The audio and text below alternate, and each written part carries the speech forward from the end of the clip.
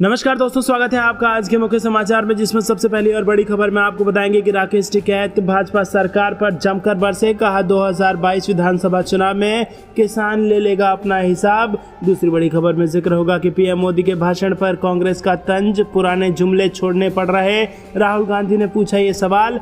तीसरी बड़ी खबर में जिक्र होगा कि सलमान खुर्शीद बोले कांग्रेस के यूपी एजेंडे में गरीब पिछड़ों को न्याय दिलाना है प्रमुख मुद्दा।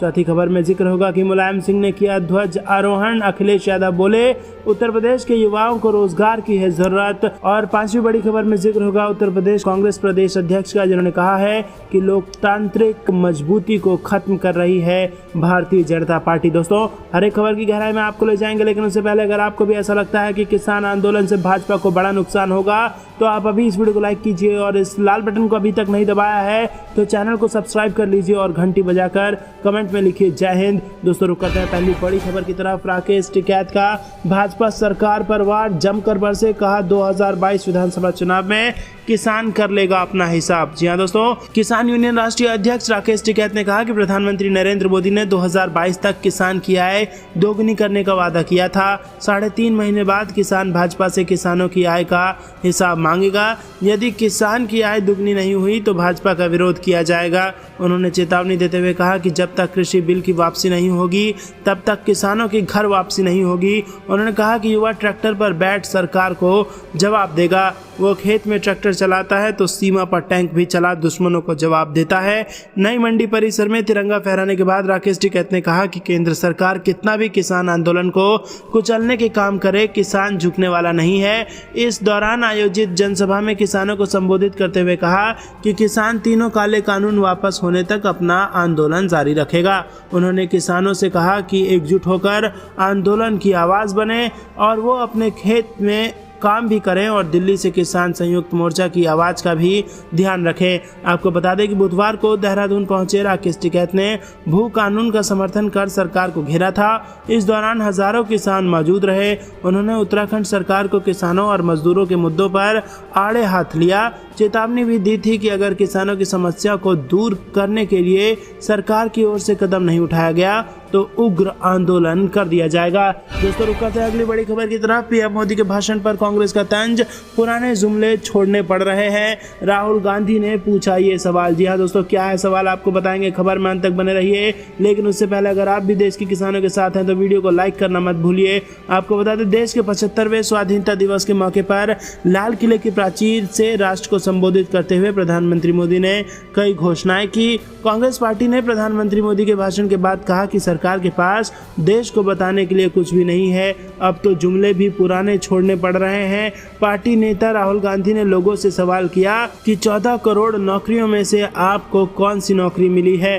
राहुल गांधी ने ट्वीट कर कहा कि हर साल की 2 करोड़ यानी 7 साल की 14 करोड़ नौकरियों में से आपको कौन सी नौकरी मिली। वहीं पार्टी प्रवक्ता रणदीप सुरजेवाला ने सरकार पर हमला करते हुए प्रधानमंत्री द्वारा 15 अगस्त 2019 को दिए गए भाषण और आज दिए गए भाषण का एक क्लिप जारी किया और कहा कि सच कहा, जुमले छोड़ने में क्या जाता है, पर अब तो जुमले भी पुराने छोड़ने पड़ रहे हैं। तो दोस्तों, यहाँ पर आपको बता दें कि भाषण के बाद प्रधानमंत्री मोदी को घेर लिया है कांग्रेस पार्टी ने और जो अब नए ऐलान किए गए हैं उनको भी जुमला करार दिया है। गौरतलब है कि प्रधानमंत्री मोदी ने नए भारत के विकास की नई रूपरेखा लाल किले से पेश की और उन्होंने आने वाले 25 वर्षों को भारत के सृजन का अमृतकाल बताया। प्रधानमंत्री नरेंद्र मोदी ने 100 लाख करोड़ रुपए की गति शक्ति योजना, देश को ऊर्जा के क्षेत्र में आत्मनिर्भर बनाने के लिए ग्रीन हाइड्रोजन मिशन और अगले 75 सप्ताह में 75 वंदे भारत रेलगाड़ियां चलाने के साथ ही सभी सैनिक स्कूलों के दरवाजे लड़कियों के लिए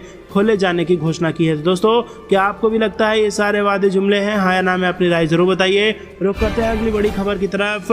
सलमान खुर्शीद का बड़ा बयान, बोले कि कांग्रेस के यूपी एजेंडे में गरीब और पिछड़ों को न्याय दिलाना है प्रमुख मुद्दा। जी हाँ दोस्तों, विधानसभा चुनाव में जीत की संभावनाएं तलाश रही कांग्रेस पार्टी की चुनाव घोषणा पत्र समिति के सदस्य शनिवार को महानगर पहुंचे।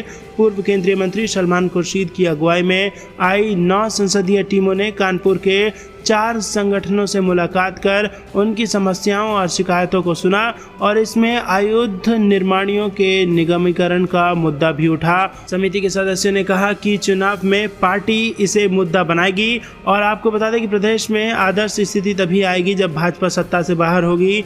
ये बड़ा बयान दिया गया है। कहा गया है कि पार्टी का एकमात्र ध्येय भाजपा को सत्ता से हटाना है। बताया कि विधानसभा चुनाव में उनका फिलहाल किसी भी पार्टी से गठबंधन नहीं होगा और कांग्रेस उत्तर प्रदेश को सुखी प्रदेश के रूप में देखना चाहती है। इस दौरान पूर्व विधायकों के प्रतिनिधिमंडल ने भी 20 सूत्री सुझाव पत्र सौंपा है।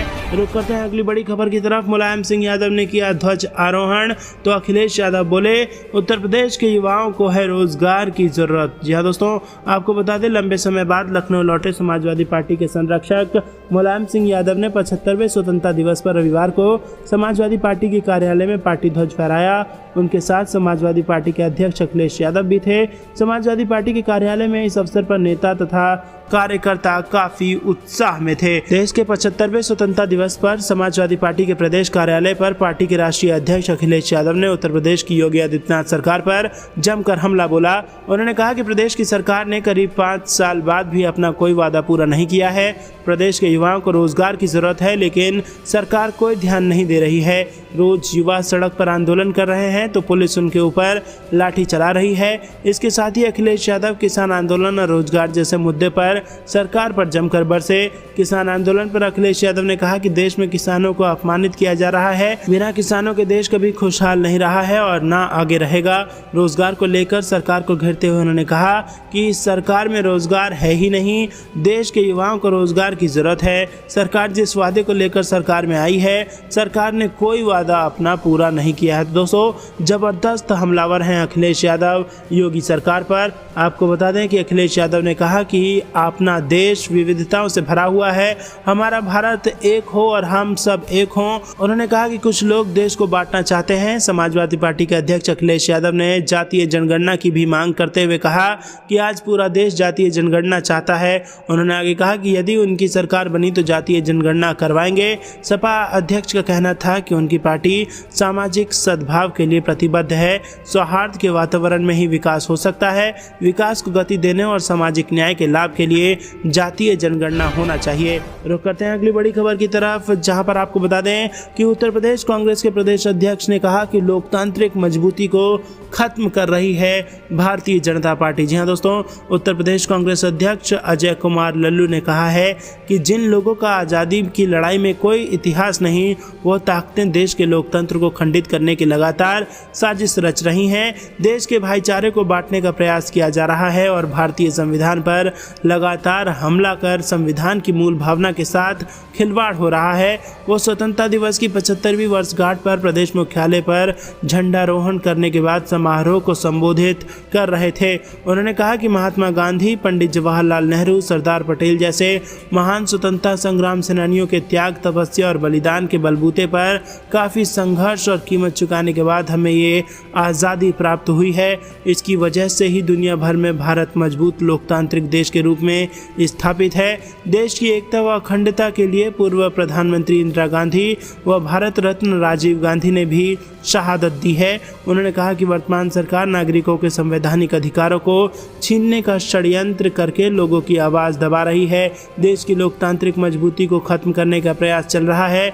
भारतीय युवाओं, किसानों, महिलाओं के स्वाभिमान, सम्मान की रक्षा करने में सरकार पूरी तरह से फेल साबित हो चुकी है। भाजपा सरकार में आज देश का किसान, व्यापारी अपनी मेहनत की उचित कीमत नहीं पा रहा है। बढ़ती महंगाई, भ्रष्टाचार, कालाबाजारी के साथ ही भारतीय अर्थव्यवस्था दुनिया भर में कमजोर होती जा रही है।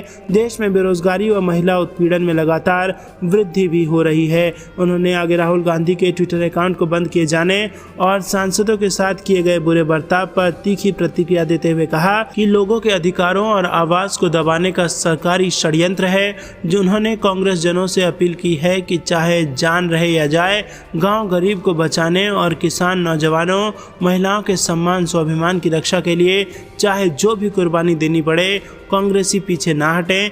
कार्यक्रम में विधानमंडल दल की नेता आराधना मिश्रा मोना, पूर्व मंत्री नसीमुद्दीन सिद्दीकी, राष्ट्रीय सचिव प्रदीप नारवाल समेत कई बड़े नेता मौजूद थे। दोस्तों, ये थी दिन भर कुछ बेहद जरूरी और बड़ी खबरें। अंत तक बने रहने के लिए आप सभी का बहुत बहुत धन्यवाद। देख रहे थे आपका अपना चैनल द पे न्यूज़। जाने से पहले आप इस वीडियो को लाइक, लाल बटन को दबा के चैनल को फ्री में सब्सक्राइब और घंटी बजाकर कमेंट में जय हिंद जरूर लिखिएगा। जय हिंद।